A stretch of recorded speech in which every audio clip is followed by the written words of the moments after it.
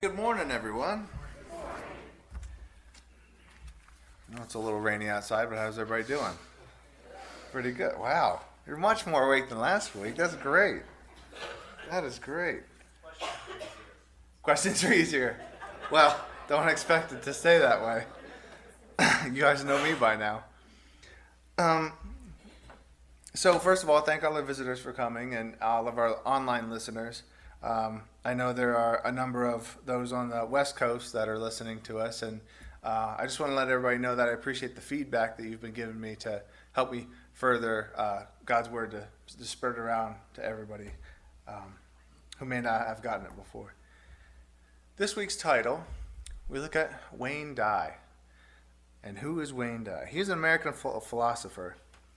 He is a self-help author and a motivational speaker.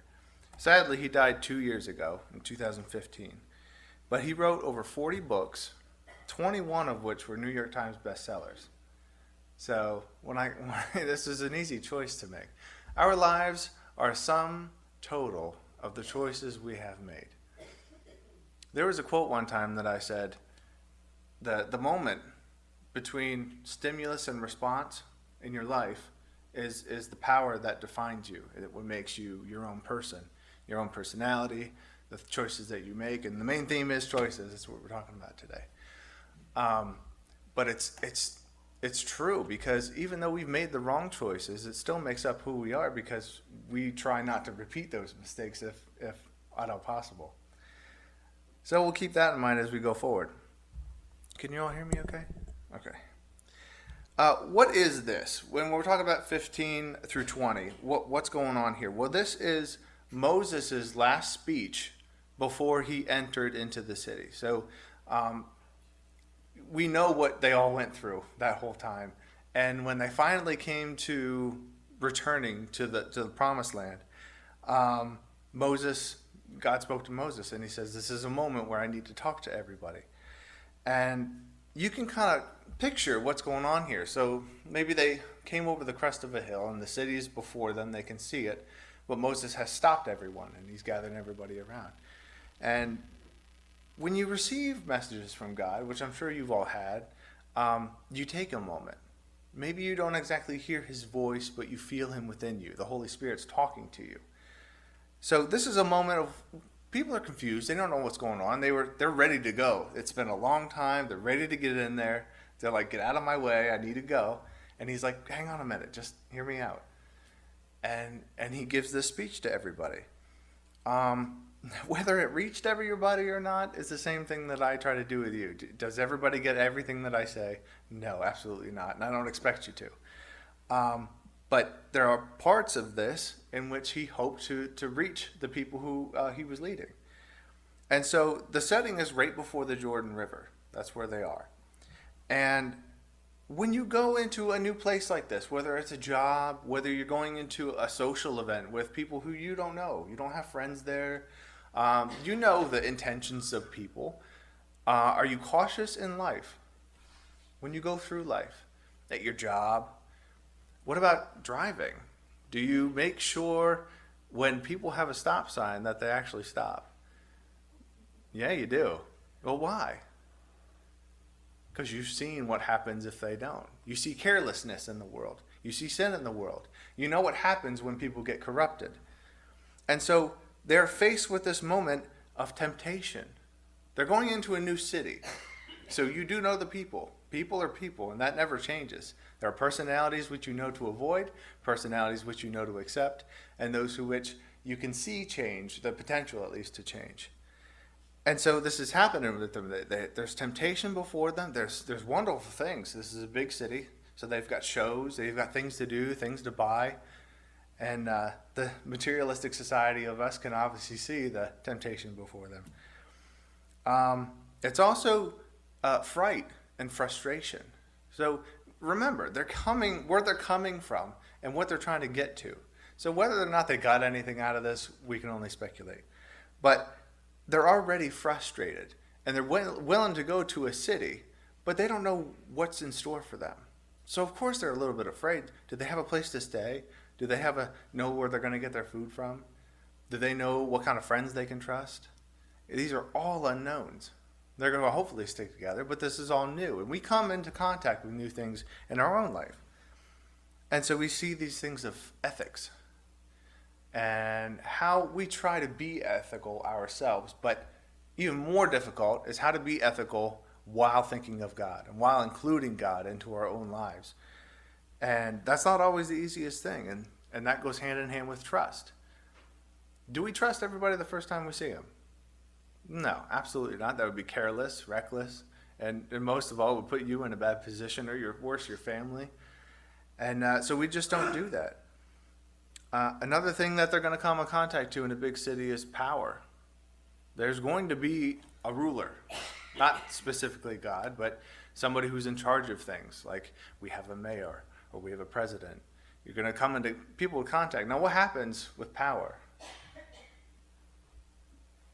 Absolute power,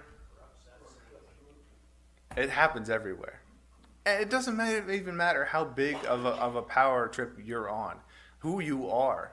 Could you be a parent and overstep your power boundaries? Absolutely you could. Being an employee of any company, you're in charge of something, or they wouldn't be paying you. And so you have that power. And if somebody tells you that what you're doing is wrong, or you're not doing it right, and you've been doing it for 15 years, 20 years, 30 years, is that going to make you happy?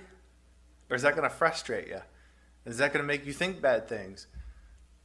And so the power consumes people. This is a dangerous thing that can be bestowed upon a person. And so this goes along with trust. We can't trust those above us, absolutely, unless we're talking about the big guy, because we don't want to get hurt. So we have choices between one and the other thing.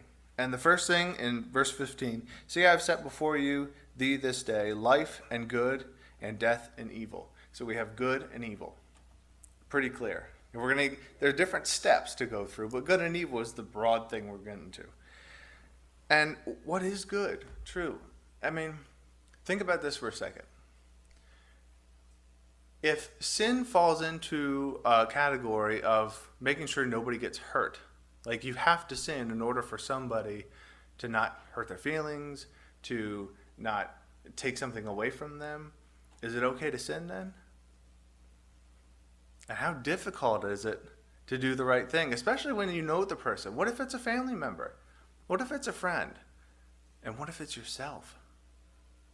How difficult are those choices? Very. And how often are we faced with them? Every single day. Doesn't matter what it is. And so we're not just talking about physically, life and death. We're not talking about living or dying. We're talking about the well-being and the way of life. How you conduct yourself. We talked about a long time ago, how different are you from when you were younger? Are you the same person? Were you the same person from when you were single to when you're married? Nope, you're not. Well, fellas, you've been molded like Gumby to exactly what she wants. The beautiful sculpture. And so there's going along, we with this life and death, there's a security aspect. We love to put up our walls. We love our fences. We love our privacy. We put passwords on everything. Everything we get on the computer needs a password. Every time we talk to somebody, that trust, that security is breached because there are holes in the fence that we cannot sometimes see. Although, in hindsight, we can always see them. An inclusion of God also goes with life and death too. And we always talk about the ending of things. What's going to happen when the time comes? Are you ready when the time comes? Are you all ready? Are you all confident right now that if Jesus came back, you're ready to go? Uh-oh. We got some stuff to do. Living with God in your life in every choice you make. That kind of seems overwhelming. Like it's too much to the point where I have to stop every time I want to make a choice, think about God and what he wants to do, and whether or not I should continue with what I was doing. And that seems like you're basically stopping life every time you want to make a choice. Is that the best way to go about things? And let me ask you this. Do you have any alternative ways to go about that? What do you guys do in your own lives? Just name something off. How do you include God in your choices every day? Anybody? Are you ignoring him?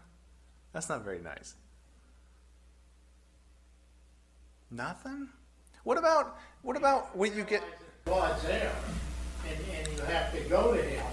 Mm-hmm. And then, if you aren't with him all the time, then you're not sure when you're doing something that he's with you.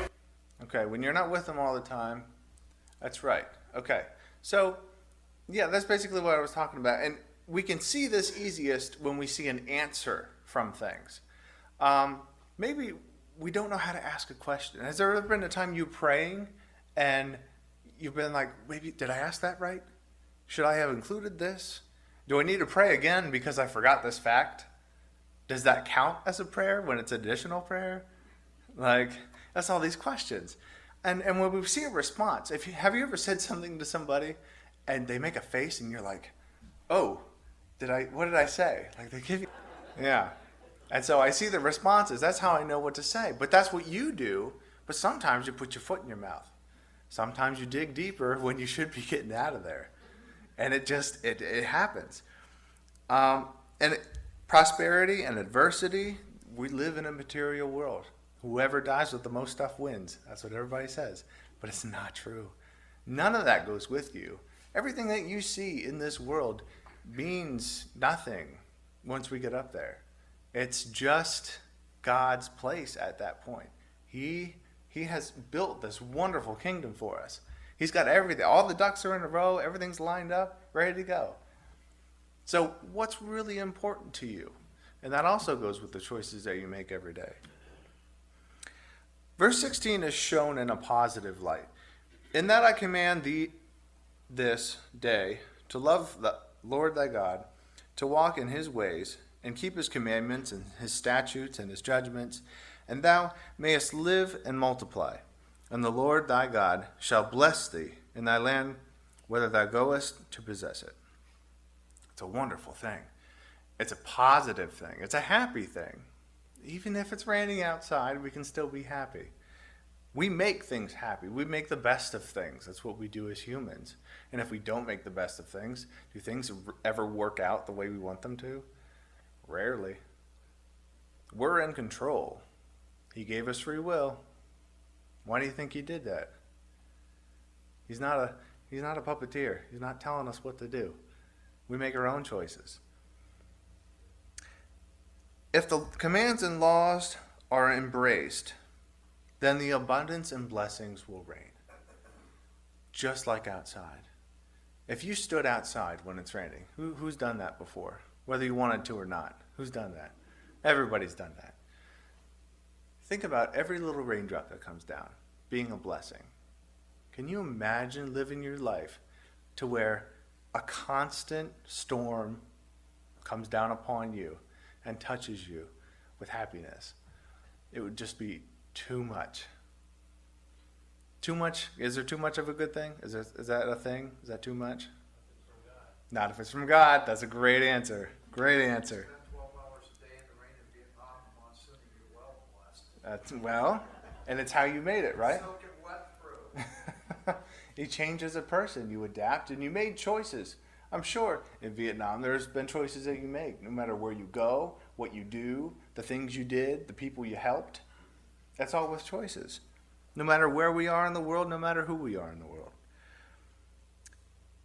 But we're not talking about just like the Ten Commandments. When we're talking about laws and things like that, these statutes and judgments that we're talking about with God, we're not just talking about the laws that, thou shalt not, blah, blah, blah.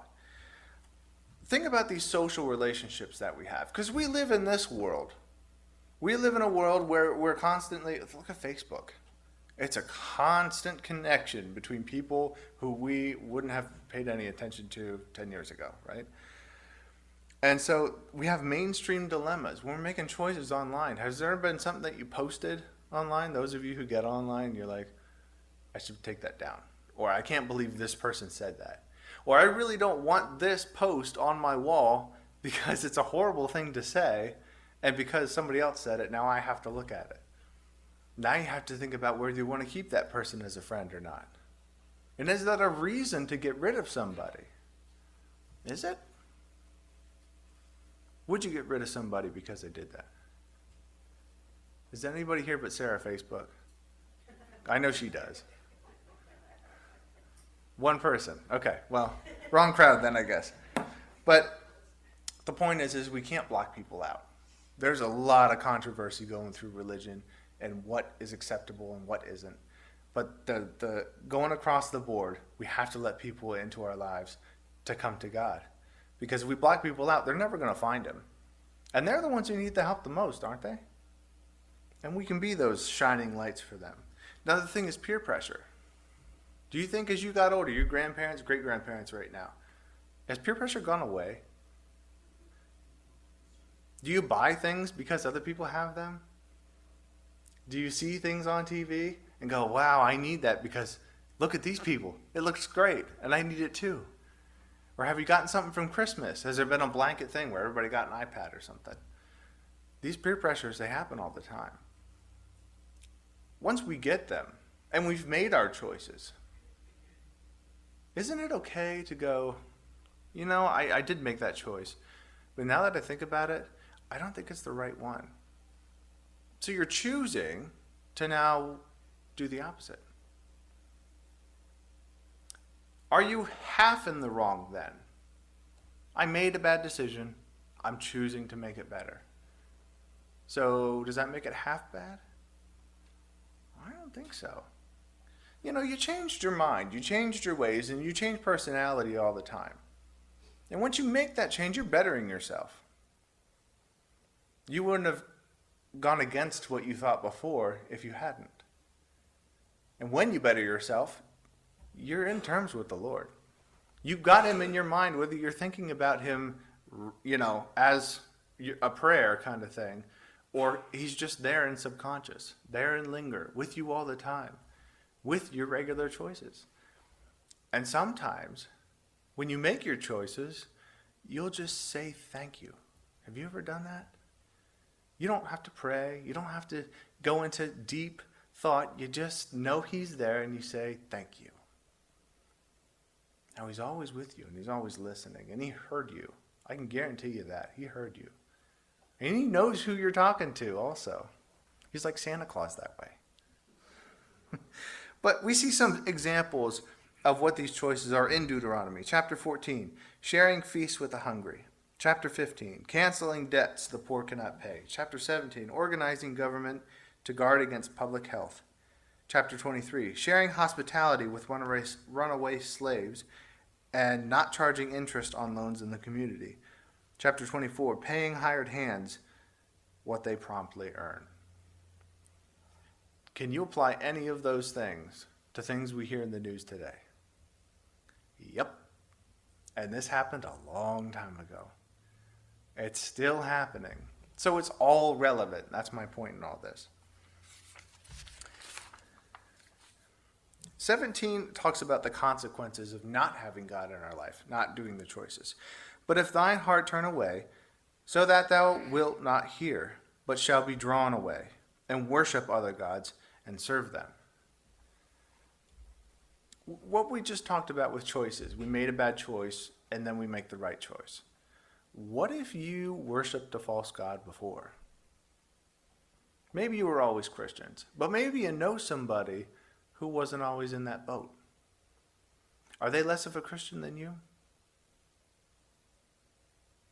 Are they? They've come to God now. They've made bad choices in the past. But what does he always say? He forgives, no matter what it is. If you come to him, you pray. People have asked me that before. Christians have asked me that before. I've made bad choices. Is it too late for me to find God? Never. It's never too late. Ever, ever, ever. He never blocks you out, and he never goes away. You may not think of him, but he's always there, and he's always listening. Perish or be destroyed. This goes with 18. I denounce unto you this day that ye shall surely perish, and that ye shall not prolong your days upon the land, whether thou passest over the Jordan to go possess it.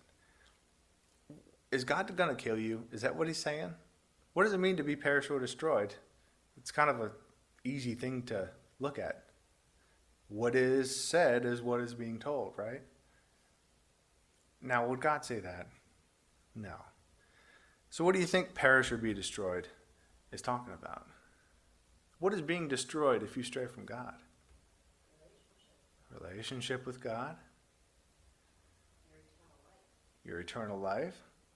You want to keep going? You're doing great. You're absolutely right. And your Christian soul is gone. Talking about choices, has there been a time in your life where you kind of got away from God a little bit? You didn't forget about him, but you were kind of distanced yourself, not even intentionally, but you just stopped praying for a while. And just bad things started to happen. And the choices that you make, I'm like, why did I do that? Why did I do that? Why did I do that? One thing after another. And then you're like, things are so horrible. Oh, hey, God, can you fix it, please? Everybody's done it. Even I've done it.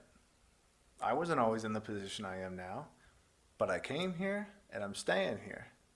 I love every minute of it. I really do. This ultimate goal, then, of what we're talking about today is self-sufficiency and control. Keep that in mind as we go through the last two verses. Verse 19, I call heaven and earth to record this day against you, that I have set before you life and death, blessings and cursings. Therefore choose life, that both thou and thy seed may live.